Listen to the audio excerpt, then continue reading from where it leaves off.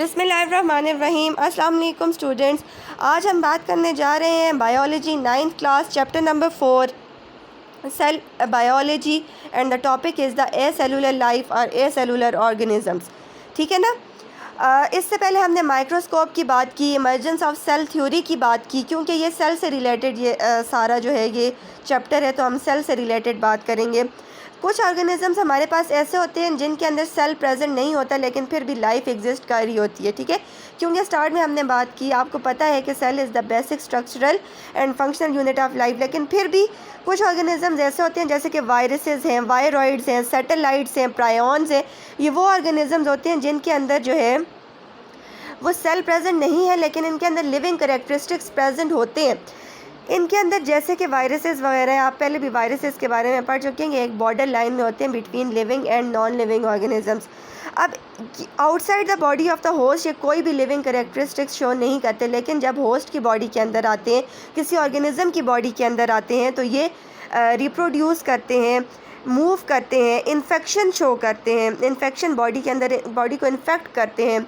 क्यों? क्योंकि उनके अंदर डीएनए या आरएनए प्रेजेंट होता है। जब उन्हें कोई होस्ट बॉडी मिल जाती है तो वहाँ पे वो रिप्रोड्यूस कर सकते हैं, मूव कर सकते हैं, उनके अंदर इन्फेक्शन कॉज कर सकते हैं, लेकिन इनके अंदर कोई सेल प्रेजेंट नहीं होता। इस वजह से इन्हें ए सेलुलर लाइफ या ए सेलुलर ऑर्गेनिजम्स कहा जाता है। जैसे हमने वायरस की बात की, वायरॉइड्स की बात की, ये भी इन्फेक्शन एजेंट्स होते हैं, इन्फेक्शियस एजेंट्स होते हैं। जब ऑर्गेनिज्म की बॉडी के अंदर चले जाते हैं तो इन्फेक्शन कॉज करते हैं।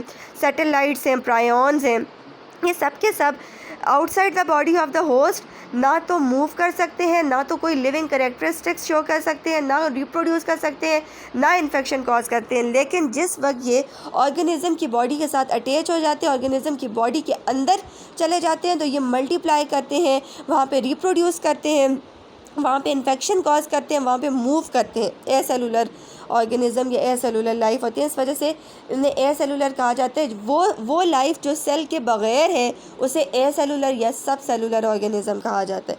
ठीक है, लेकिन हमने इस चैप्टर में सेल के बारे में पढ़ना है, तो हम उन ऑर्गेनिज्म के बारे में स्टडी करेंगे, उन जो है करेक्टरिस्टिक्स के बारे में, उन सेल के पार्ट्स के बारे में स्टडी करते हैं। तो आहिस्ता अब हम बात करते हैं सेलुलर ऑर्गेनिज्म की, जिनके अंदर सेल जो है वो प्रेजेंट है। अब सेलुलर ऑर्गेनिजम्स की हम बात करें तो आपने पढ़ा है कि प्रोकैरियोटिक और यूकैरियोटिक सेल होते हैं। ठीक है, प्रोकैरियोटिक और यूकैरियोटिक ऑर्गेनिजम्स होते हैं। प्रोकैरियोटिक ऑर्गेनिज्म वो ऑर्गेनिजम्स होते हैं जो कि बैक्टीरियाज वगैरह हैं। ठीक है, जो कि बहुत ज़्यादा सिंपल ऑर्गेनिज्म है। न्यूक्लियस कि इरेगुलर होने की वजह से उनके अंदर जो है सेल तो प्रेजेंट है, बहुत सिंपल ऑर्गेनिज्म है, लेकिन न्यूक्लियस प्रेजेंट नहीं है, जैसे कि बैक्टीरिया वगैरह। तो उनकी अगर हम बात करें तो वो बहुत ज़्यादा कॉम्प्लेक्स नहीं होते, उनके कोई स्पेशल ऑर्गेनील्स वगैरह इतनी प्रेजेंट नहीं होती। वो जस्ट सिंपल कैरेक्टरिस्टिक्स शो करते हैं और सेल मेम्ब्रेन या सेल वॉल के ज़रिए जो है वो डिवाइड और मल्टीप्लाई करते हैं और रिप्रोड्यूस करते जाते हैं। ठीक है, लेकिन यूकैरियोटिक ऑर्गेनिज्म या मल्टीपल ऑर्गेनिज्म, कॉम्प्लेक्स ऑर्गेनिज्म ऐसे ऑर्गेनिज्म होते हैं जिनके अंदर बाकायदा सेल या सेलुलर स्ट्रक्चर्स वगैरह प्रेजेंट होती हैं, जिनके बारे में आज हम बात करेंगे। ठीक है, उसमें हमारे पास प्लांट सेल आ जाते हैं यूकैरियोटिक ऑर्गेनिज्म में, फंजाई, एनिमल सेल्स वगैरह, ह्यूमंस वगैरह आ जाते हैं। एनिमल्स और ह्यूमंस की अगर हम बात करें, उनके सेल के जो स्ट्रक्चर्स होते हैं वो सेम होते हैं। इस वजह से जब हम एक की बात करते हैं तो ऑब्वियसली दूसरा उसी से सेम है, तो उसके अंदर भी वही सेम स्ट्रक्चर्स जो हैं वो पाए जाते हैं। प्लांट सेल की अगर हम बात करें तो प्लांट सेल में हमारे पास जैसे कि माइटोकॉन्ड्रिया प्रेजेंट है, माइक्रोट्यूब्यूल्स प्रेजेंट हैं, ये आप देख सकते हैं। ठीक है, हम डिफरेंट पार्ट्स की बात करते हैं और फिर फर्दर हम वन बाय वन सबको डिस्कस करेंगे। आप सबसे पहले पार्ट्स को देख लें और उन्हें नोट डाउन कर लें। ठीक है, माइटोकॉन्ड्रिया है, माइक्रोट्यूब्यूल्स हैं, माइक्रोफिलामेंट्स हैं, क्लोरोप्लास्ट हैं, प्लाज्मोडेस्माटा हैं, राइबोसोम्स हैं, गोल्जी ऑपरेटस हैं। ठीक है, ये आप देखें, इनकी पोजीशंस देख लें। प्लाज्मा मेम्ब्रेन और सेल मेम्ब्रेन है, फिर सेल वॉल, प्लांट सेल्स के अंदर सेल वॉल प्रेजेंट है, प्रोक्सिसोम्स है, smooth endoplasm reticulum, rough endoplasm reticulum, फिर ये न्यूक्लियस का सारा स्ट्रक्चर बताया गया है। ये अब प्लांट सेल के अंदर वैक्यूल बहुत लार्ज होता है, इस वजह से न्यूक्लियस जो है वो साइड पे पुश हो जाता है। ये जो वैक्यूल है ये बहुत ज़्यादा लार्ज है, और वैक्यूल की जो आउटर मेम्ब्रेन है इसे टोनोप्लास्ट कहा जाता है। ये बात याद रखिएगा, नोट डाउन कर लें। वैक्यूल की जो मेम्ब्रेन है उसे टोनोप्लास्ट कहा जाता है, और न्यूक्लियस की जो मेम्ब्रेन है उसे न्यूक्लियर इन्वेलप कहा जाता है। ठीक है। इस तरह से हम एनिमल सेल्स की अगर हम बात करते हैं, एनिमल सेल के भी जो पार्ट्स हैं उन्हें भी देख लेते हैं।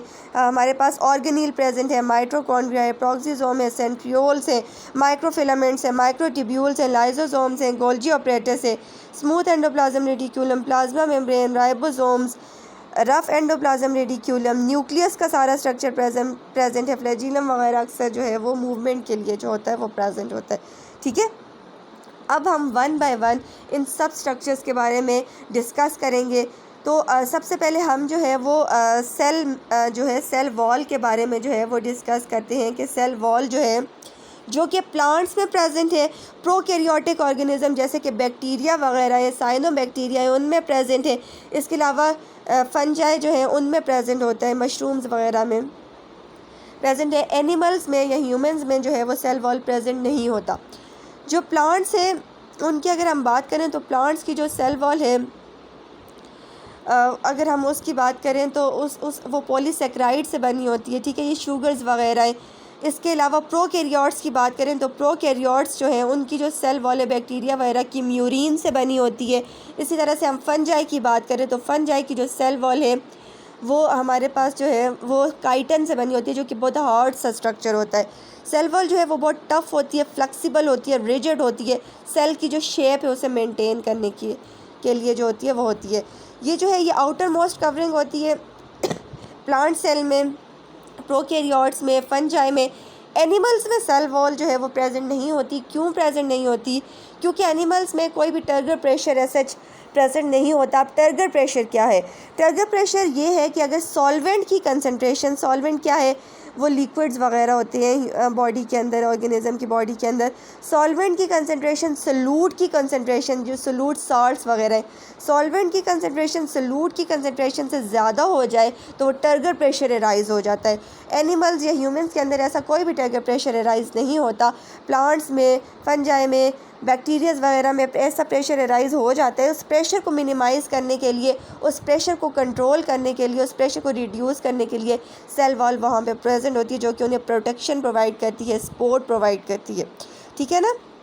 इसी तरह से हम सेल वॉल के अगर फंक्शन की बात करें तो सेल वॉल के अगर हम फंक्शन की बात करें तो ये मेंटेन करता है सेल को शेप प्रोवाइड करता है, उसे स्ट्रेंथ प्रोवाइड करता है। इसी तरह से मैंने आपको बताया कि डिफरेंट हमारे पास ऑर्गेनिजम्स हैं, उनकी सेल वॉल डिफरेंट शुगर्स से मिलकर बनी होती है। वो जो शुगर्स होते हैं वो एक सेल को रिजिडिटी प्रोवाइड कर देते हैं, उसे शेप प्रोवाइड करते हैं, उसे स्ट्रेंथ प्रोवाइड कर देते हैं। ठीक है ना, उसे थिकनेस प्रोवाइड कर देते हैं, जो कि सेल को सपोर्ट करती है। ये हमारे पास सेल वॉल के फंक्शंस में आ जाता है। ठीक है ना। हमने सबसे पहले सब सेलुलर ऑर्गेनिजम्स की बात की, फिर हमने सेलुलर ऑर्गेनिज्म की बात की, और सेलुलर ऑर्गेनिज्म में प्लांट सेल, एनिमल सेल की बात की।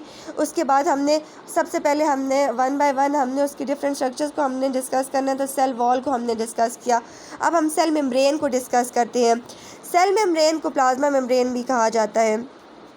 अब सेल मेम्ब्रेन जो है हमारे पास जो है एनिमल्स में या ह्यूमंस में आउटर कवरिंग होती है, क्योंकि ह्यूमंस या एनिमल्स में सेल वॉल प्रेजेंट नहीं होती।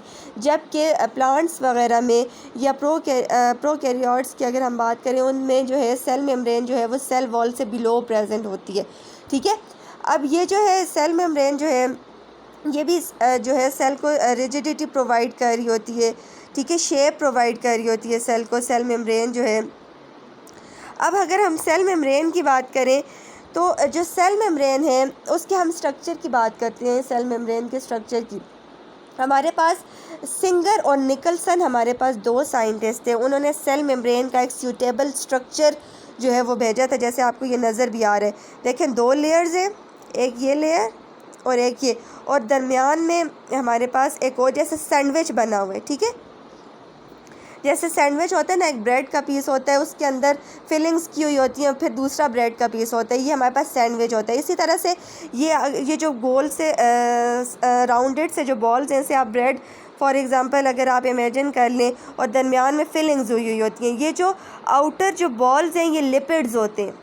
दोनों तरफ पे लिपिड्स की कवरिंग होती है, दरमियान में प्रोटीन्स की आप कह सकते हैं फिलिंग्स हुई होती हैं। ये हमारे पास सैंडविच की तरह जो है इसका स्ट्रक्चर होता है सेल मेम्ब्रेन का। आउटर भी लिपिड, इनर भी लिपिड और मिड में हमारे पास प्रोटीन्स एम्बेडेड हुए हुए होते हैं।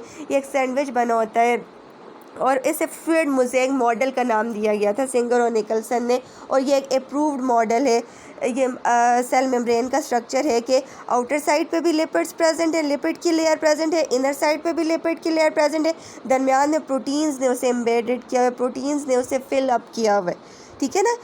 तो इसी तरह से सेल मेम्ब्रेन की हम बात करें तो cell membrane selectively permeable membrane है। कुछ फ्लूइड्स को जो सेल के अंदर जिनकी नेसेसरी ज़रूरत नहीं होती उसे आउटसाइड द एनवायरनमेंट जो है उसे या आउटसाइड द बॉडी है उसे रिलीज़ करती है, या सेल के अंदर कुछ मटेरियल जिनकी ज़रूरत होती है उन्हें अलाउ करती है। इसे सेलेक्टिवली परमिएबल मेम्ब्रेन भी कहा जाता है, ठीक है, या सेमी परमिएबल मेम्ब्रेन भी कहा जाता है।